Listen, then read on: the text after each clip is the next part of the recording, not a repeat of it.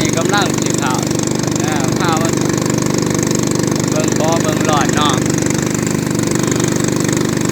แถวบ้านหน้ากระสังเมืองโขงแข็งจะประซัก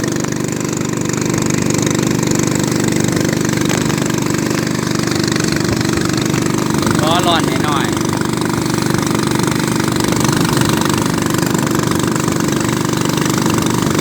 ร้อนโสมร้อนเดชร้อนคอด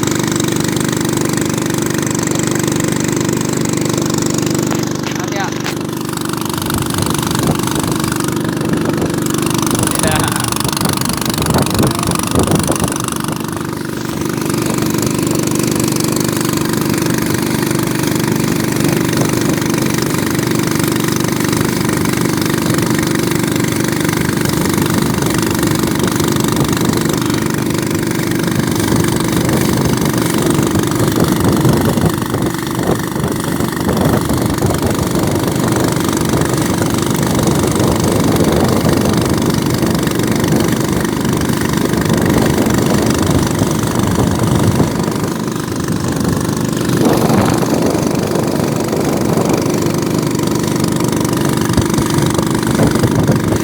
แถวบ้านเฮา